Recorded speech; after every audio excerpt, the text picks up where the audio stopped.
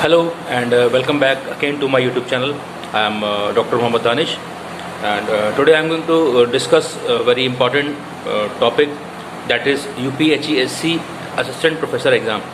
जैसे कि हम लोग जानते हैं कि Uttar Pradesh higher education service commission ने एडवर्टीज़मेंट नंबर 51 यानी कि एडवर्टीज़मेंट नंबर 51 के अगेंस्ट 900 प्लस में जो अभी वैकेंसीज़ निकाली हैं और उसका नोटिफिकेशन भी जारी हो चुका है और 10 अगस्त उसको भरने की जो डेट है वो लास्ट डेट है।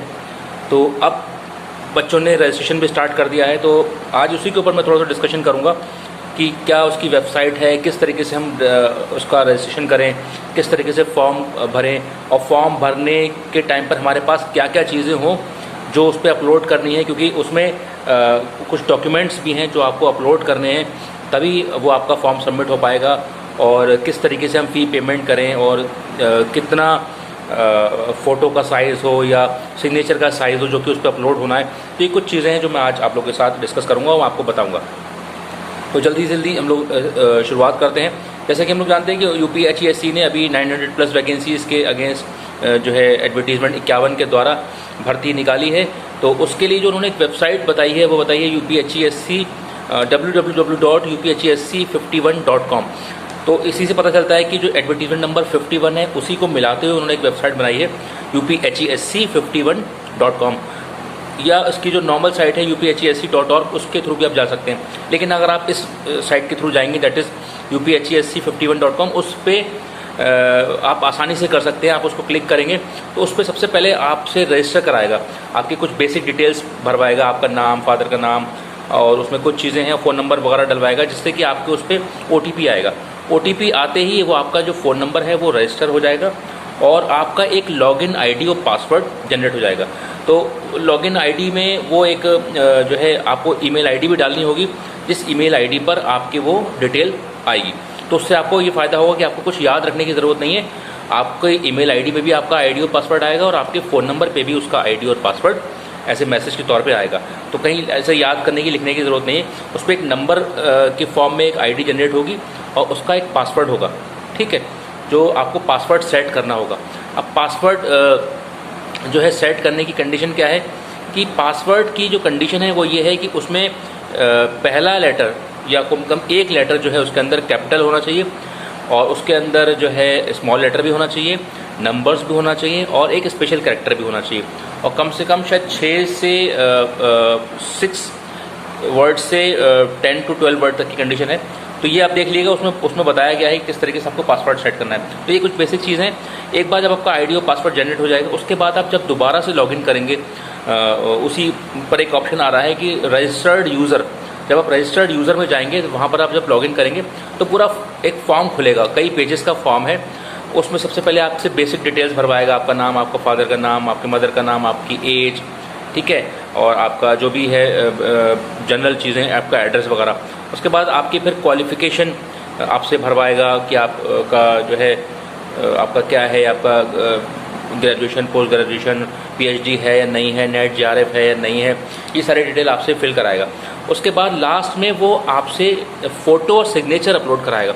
तो फ़ोटो और सिग्नेचर के लिए मैं आपको बता दूं पहले से कि फ़ोटो का जो साइज़ है, आप एक फ़ोटो खींचिए और उस फ़ोटो खींच के उसको, अगर आपके पास लैपटॉप है तो लैपटॉप पे आप करा सकते हैं, नहीं तो आप किसी कैफ़े वाले के पास जाके करा सकते हैं। फ़ोटो और सिग्नेचर का जो साइज़ है वो 30 KB से 50 KB के बीच का होना चाहिए, यानी कि 50 KB से ज़्यादा का नहीं होना चाहिए और 30 KB से कम का नहीं होना चाहिए। ये आप चाहें तो कहीं लिख लें। मैं इसलिए आपको बता रहा हूँ कि पहले से अगर आप ये तैयारी करके जाएंगे तो आपको फॉर्म भरने में मुश्किल से 5 से 7 मिनट का वक्त लगेगा, और आपके पास ये सारी चीज़ें नहीं होंगी तो पर आपको बहुत टाइम लगने वाला है। तो हम पहले से प्रिपरेशन क्यों ना करें। तो फ़ोटो चाहिए होगा, सिग्नेचर चाहिए होंगे, स्कैन्ड सिग्नेचर।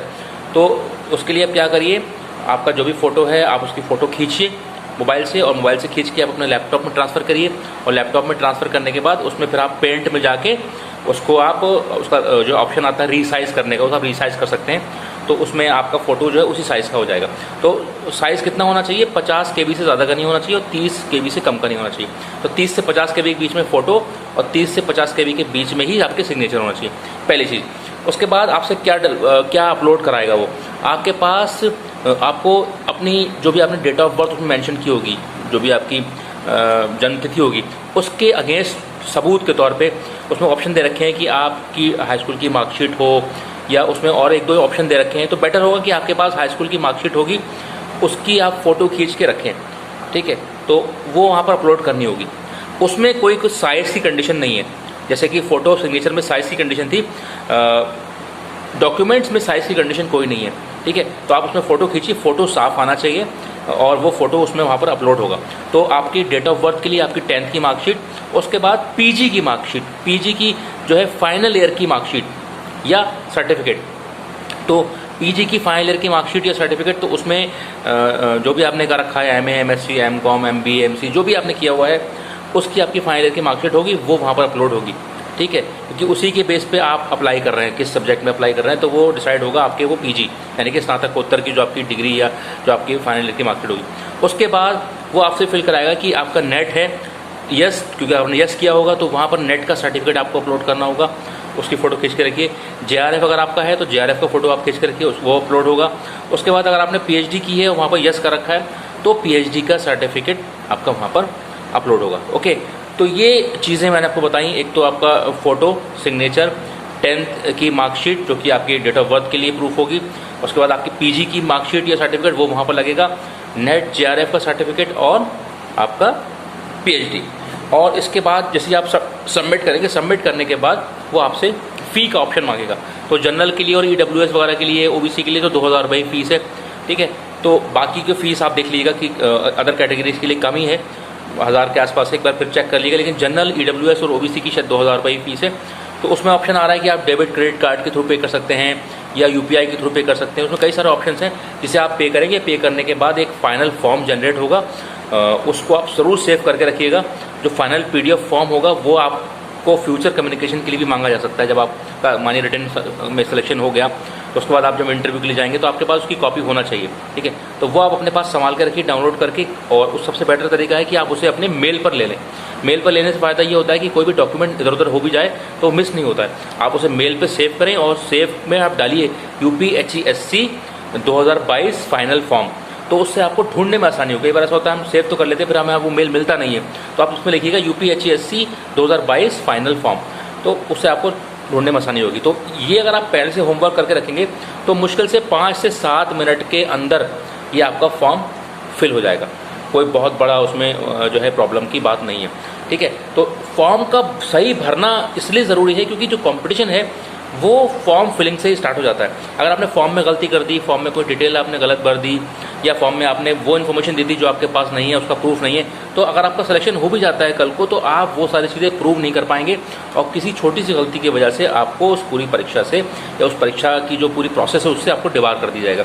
कई बार बच्चों के ये कंप्लेंट आती है कि एडमिट कार्ड जनरेट नहीं हुए या और भी चीज़ें प्रॉब्लम है, तो कहीं ना कहीं हमारा फ़ोटो अपलोड नहीं हुआ, हमारा सिग्नेचर अपलोड नहीं हुआ, तो कहीं ना कहीं हमारे एंड से भी गलती रहती है। ऐसा नहीं है कि आयोग की तरफ से गलती नहीं होती है, but we are also the part of that same process.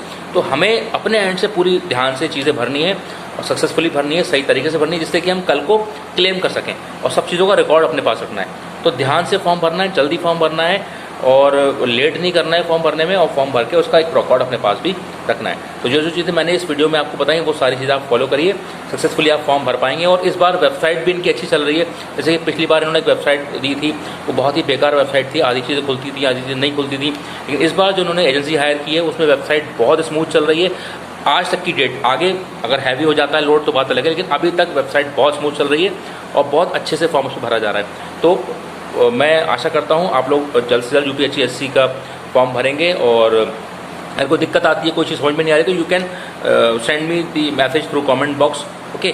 तो मैं अगर मुझे टाइम मिलेगा मैं आपको गाइड करूँगा, ठीक है। तो क्योंकि मैंने पूरी प्रोसेस देखी है, I also field that form through that process, बहुत ईजिली फॉर्म भर गया। हालांकि मेरे पास सारी चीज़ें पहले से थी, मार्कशीट और सबका मैंने एक फोल्डर बना रखा है अपने लैपटॉप में। जब भी कभी कोई फॉर्म उस तरीके से निकलता है तो बहुत आसानी से मैं फॉर्म फिल कर लेता हूँ और बहुत सिंपल तरीके से फॉर्म भरा जा सकता है। तो आज के लिए इतना ही। अगर आपको ये आज की वीडियो पसंद आई हो तो उसको ज़रूर लाइक करिएगा, शेयर करिएगा, सब्सक्राइब करिएगा मेरे channel Danish career counselling. Thank you very much, thanks for watching.